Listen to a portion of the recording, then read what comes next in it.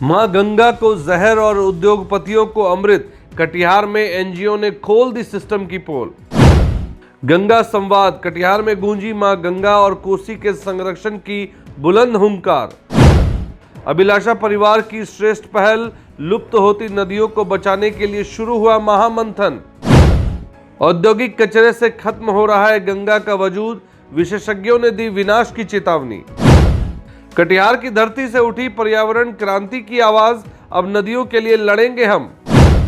कटिहार में अभिलाषा परिवार और नदी घाटी मंच द्वारा आयोजित गंगा संवाद ने सोए हुए सिस्टम को कैसे दिखाया आईना। देखिए इस पूरी खबर को BMW न्यूज बिहार पर।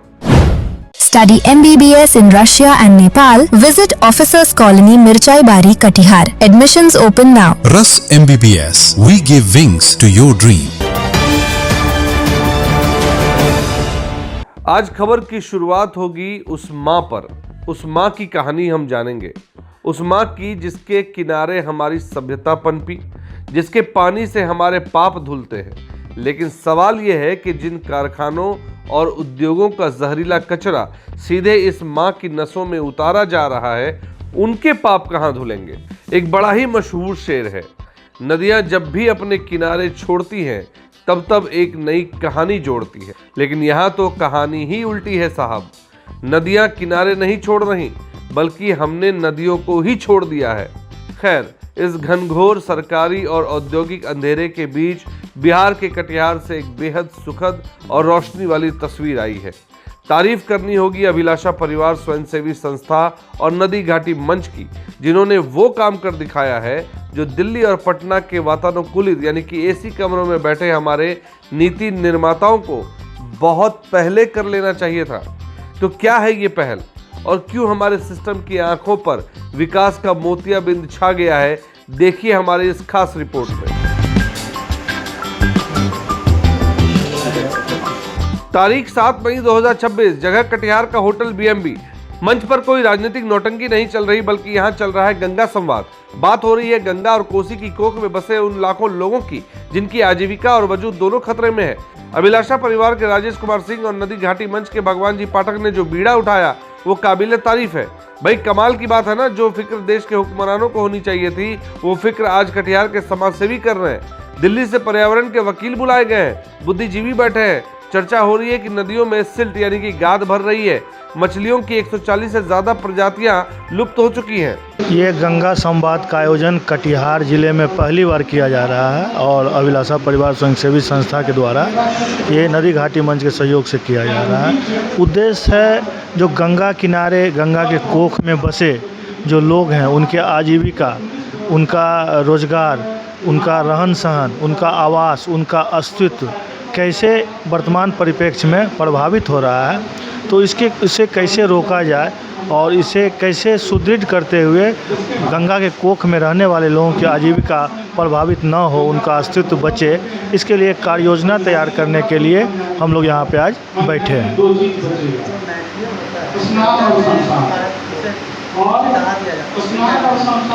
देखिए, जो भी अगर शब्दागिरी, इलेक्ट्रिक शब्दागिरी की बात हो रही है, अभी DRDA के निदेशक भी कटिहार के हैं, वो भी आए हुए हैं, जो गंगा समिति के नोडल ऑफिसर हैं कटिहार के।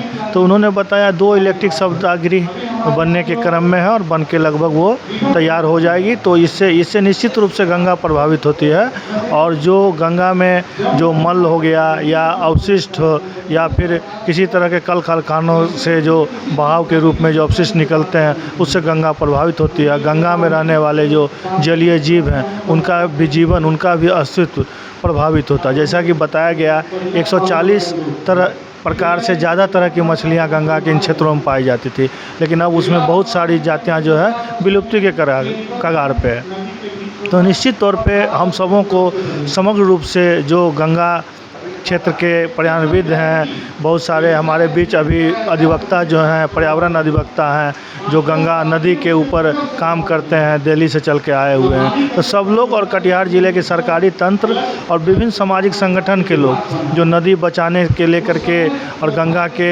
अस्तित्व को लेकर के विगत कितने वर्षों से काम करते आ रहे हैं कटिहार में, वो सब मिल करके एक समग्र रूपरेखा हम लोग तैयार करने के लिए बैठे हैं, ताकि आने वाले भविष्य में हम लोग गंगा किनारे, गंगा के कोख मुख में बसे लोगों के अस्तित्व, आवास और उनके लिए पुनर्वास हेतु निश्चित रूप से पहल सुदृढ़ हो सके, इसी के लिए हम लोग यहाँ पर उपस्थित हैं।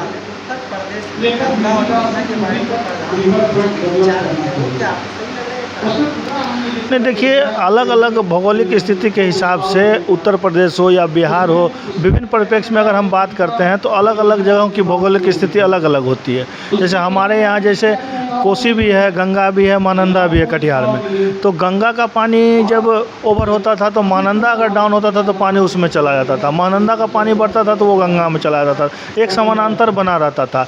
लेकिन गाद की समस्या जो विगत वर्ष से बढ़ती चली आ रही है और गाद जो जमा हो गया है, सिल्ट जिसको कहते हैं, जिससे कि बहाव प्रभावित हुआ है, तो उस पर भी काम करने की ज़रूरी है। विस्तृत रूप से एक निश्चित रूपरेखा विस्तृत रूप से बना करके सरकारी प्रयास के बिना ये संभव नहीं है।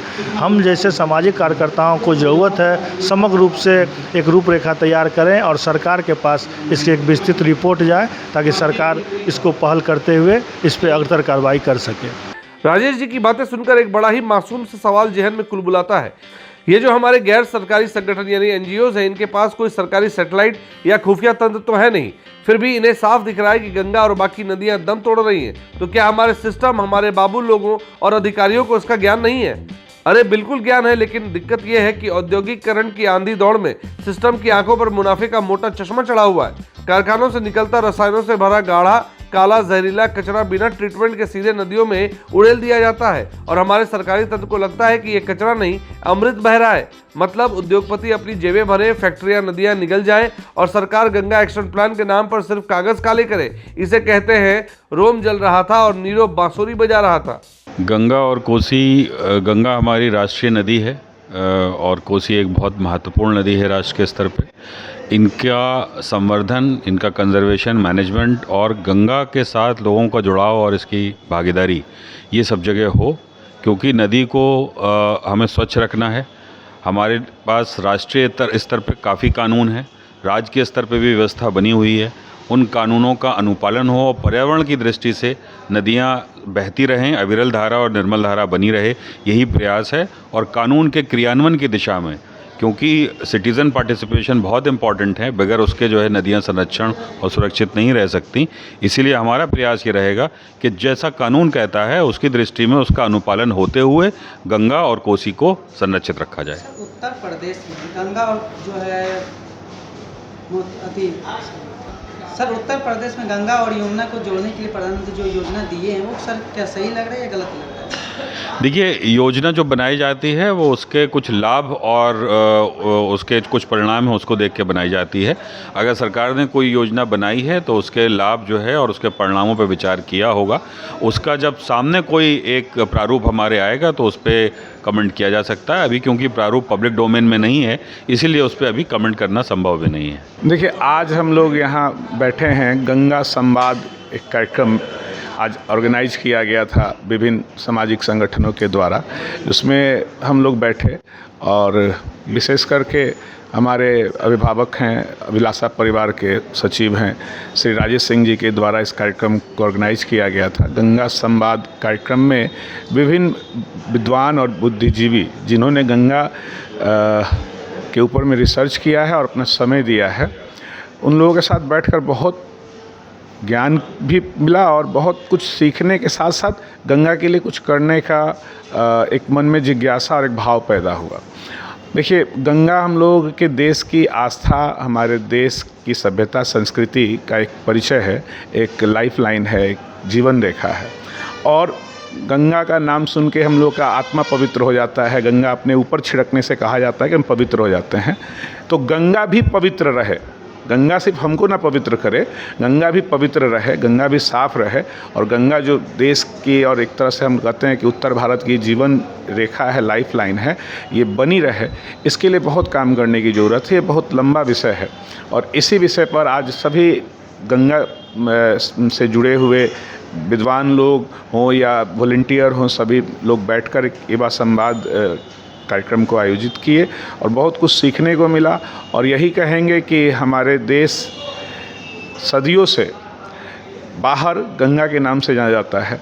तो हम अपने गंगा माँ को कैसे साफ रखें, कैसे उनको स्वच्छ रखें और कैसे उससे आश्रित लोग हैं जिनकी आजीविका, जिनका आवास गंगा माँ पर आश्रित है, उनका भला हो सके, इसके लिए काम करने की ज़रूरत सर है। गंगा में जो मटेरियल को बाहर किया जाता है उस पर क्या कहेंगे सर? क्योंकि गंगा से ऐसे मटेरियल देने से तो खराबी हो रही है। देखिए, लंबे समय से इस पर काम सरकार कर रही है, विभिन्न सामाजिक संगठन कर रहे हैं और हम लोग भी बैठकर इसी चीज़ की हम लोग चर्चा करके हम लोग भी वही काम करना चाहेंगे और जाके करेंगे। क्योंकि सर हालांकि कि उसमें मछली और काफ़ी उसमें जो जानवर रहते हैं और जीव जो रहते हैं वो सब पे हानि हो रही है। सबको हानि हो रही जी है। सर, तो उससे आप क्या कहेंगे? देखिए, सबसे पहले तो हम यही कहेंगे कि हम लोगों को खुद भी एक अच्छे नागरिक बनने की ज़रूरत है। पर्यावरण संतुलन बना रहे, साफ सफाई को हम लोग मेंटेन रखें। गंदा पानी हो या कचरा हो या प्लास्टिक हो या औद्योगिक जो भी कचरा होता है, इसको बचाने का सरकार भी प्रयास करे, हम लोग अपने स्तर से भी प्रयास करें, तभी गंगा का अस्तित्व बचाना संभव होगा। सर उत्तर प्रदेश में क्योंकि प्रधानमंत्री जी जो गंगा और यमुना लेके विचार दिए हैं, उसका क्या आपको लग रहा है, सही विचार है उनका? देखिए, प्रधानमंत्री जी देश के विकास के लिए ही बात करते हैं और देश के विकास के लिए उनका 24 घंटा एक एक मिनट बीतता है। तो ये अगर योजना लाए हैं तो काफ़ी सोच समझकर और देश के राष्ट्र के विकास के लिए लाए हैं। एकदम हम उनके साथ हैं। सर आपका बिल्कुल सही कहा। गंगा सिर्फ हमारे पाप धोने की मशीन नहीं है, इलेक्ट्रिक शवदाह गृह बनाने की बातें हो रही हैं। प्रशासन के लोग, डीआरडीए के निदेशक भी इस कार्यक्रम में आए हैं। ये एक अच्छी शुरुआत है। अभिलाषा परिवार ने एक समग्र रिपोर्ट तैयार कर सरकार को जगाने की जो ठानी है वो रेगिस्तान में ओस की तरह है। ये संस्थाएं चीख कर कह रही है कि नदियों पर आश्रित लोगों का पुनर्वास करो, कचरा रोको, नहीं तो वो दिन दूर नहीं जब नदियां सिर्फ इतिहास की किताबों में बहेंगी। धन्यवाद, विशेष रूप से धन्यवाद और आभार व्यक्त करना चाहेंगे भगवान जी का और राजेश जी का, जिनके मार्गदर्शन में, मेहनत में, सहयोग में इस पूरे कार्यक्रम को सफल बनाया है। गंगा घाटी मंच और अभिलाषा परिवार को भी बहुत बहुत धन्यवाद। आज की चर्चा से तो यह साफ हो गया है कि हम जब बात करते हैं नदी तटीय समुदायों के अधिकार, आजीविका और पर्यावरण न्याय की, तो यह ऐसी चर्चा है जिसको हमें आगे कंटिन्यू रखना है। इस पे लगातार संवाद की ज़रूरत है, जो कि होती आई है और आगे भी होती रहेगी। और उम्मीद करते हैं कि विचार के साथ साथ कोई ठोस आउटपुट भी निकलेगा इसका। तो आप सभी का बहुत बहुत धन्यवाद और हम आशा करते हैं कि यह संवाद और ऐसी बातें और चर्चा बनी रहेंगी। एक बार फिर से सभी को बहुत बहुत। देखिए, आज गंगा संवाद का आयोजन किया गया था। इसमें कई यहाँ कटिहार के बुद्धिजीवियों के अलावा दिल्ली से भी जो लोग आए हुए थे, उनके साथ हम लोगों ने एक संवाद करने का प्रयास किया है कि गंगा नदी को संरक्षित कैसे किया जाए, गंगा को क्या ऐसा उपाय किया जाए जिससे गंगा पूर्व की स्थिति में आ सके। तो गंगा के किनारे समस्याओं को चिन्हित किया गया कि कितना कैसे अतिक्रमण है नदी है, उसमें सिल्ट की समस्या है। इसके अलावा भी कई समस्याएं हैं जो गंगा के जल को दूषित कर रही हैं, जैसे कि वैसी चीज़ें हम डाल देते हैं उसमें जिससे गंगा का पानी ख़राब हो रहा है। इसके अलावा और भी चीज़ें हैं। तो उसमें हम लोगों का ये निष्कर्ष निकल कर आया है कि गंगा के किनारे अगर हम लोग सीवरेज ट्रीटमेंट प्लांट बनाएं जिससे कि ग्रे वाटर को सीधा नदी में नहीं डाल के पहले ट्रीटमेंट करके तब डाला जाए। इसके अलावा उसके किनारे वृक्षारोपण हो और भी गंगा के जल को शुद्ध करने के लिए जन जागरूकता वगैरह का आयोजन किया जाए। और इन सभी बिंदुओं पर बातें हुई हैं और एक सार्थक निष्कर्ष सामने आया है। तो इस पूरी खबर का लब्बो लुआब ये है कि अभिलाषा परिवार और नदी घाटी मंच ने तो अपना कर्म कर दिया। उन्होंने आईना दिखा दिया है कि ज़मीनी हकीकत क्या है। उन्होंने बता दिया कि विकास के नाम पर विनाश का जो कॉकटेल नदियों में पिलाया जा रहा है वो जानलेवा है। अब देखना यह है कि क्या कुंभकर्ण की नींद सो रहा हमारा सिस्टम इस गंगा संवाद की आवाज़ सुनता है या फिर इस विस्तृत रिपोर्ट को भी किसी सरकारी फाइल के नीचे दबाकर उसके ऊपर पेपर वेट रख दिया जाएगा। उम्मीद पर दुनिया कायम है और अभिलाषा परिवार की इस अभिलाषा को हमारा सलाम है। आज के लिए इस खबर में इतना ही। इस खबर को लाने का प्रयास हमारे संवाददाता अमन ने कटिहार से की है। तो देखते रहिए BMW न्यूज़ बिहार। खबर अच्छी लगी हो तो हमारी इस खबर को ज़्यादा से ज़्यादा लाइक करें, शेयर करें और चैनल को सब्सक्राइब करना ना भूलें। आपका BMW न्यूज़ बिहार को देखने का बहुत बहुत धन्यवाद। तमसोमा ज्योतिर्गमय गुरुकुल शिक्षा मंदिर संस्थान के साथ बनाए अपना भविष्य। रेगुलर और प्रोफेशनल कोर्सेज, सेकेंडरी और senior secondary courses, law, teachers training courses, pharmacy and nursing के साथ पैरामेडिकल में डायरेक्ट एडमिशन पाए। वेबसाइट विजिट करें या दिए गए नंबर पर कॉल करें। हमारा पता है गुरुकुल शिक्षा मंदिर संस्थान, कल्याण चौक, DS कॉलेज रोड, कटिहार। हमारा वीडियो अगर आपको अच्छा लगा हो तो आप हमारे वीडियो को लाइक करें, शेयर करें और हमारे चैनल को सब्सक्राइब जरूर करें।